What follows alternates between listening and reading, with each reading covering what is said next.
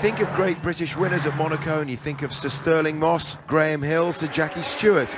But the winner of the first Monaco Grand Prix in 1929 was also a Brit, by the name of William Grover Williams. Whilst Grover's victory in the inaugural race forever etched his name in the record books, his role in the Second World War, whilst less well known, was even more heroic. He was a great champion, Willy Grover, and then just talk us through how a Grand Prix winner, multiple Grand Prix winner, went from becoming a racer to becoming a saboteur and enlisted in helping the French resistance against the Nazis.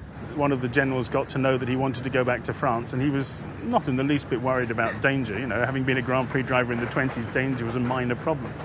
And eventually he received a request to go for an interview at the War Office. He didn't know what it was all about, and went down there, and they said, "Would you fancy parachuting into France?" You know, and he said, "Yes, please, I'd like that very much."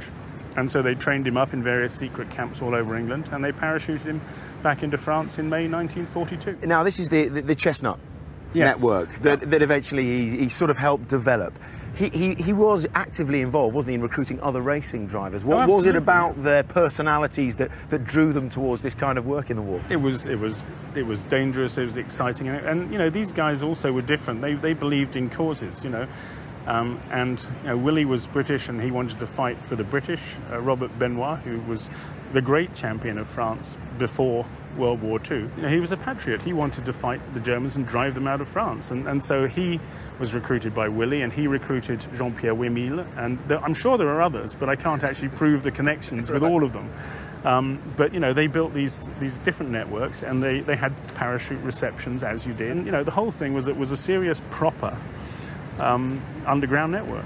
Eventually, he was captured, Willy, our Willy. What led to that? What we know did happen was that Willy was arrested along with a lot of his gang.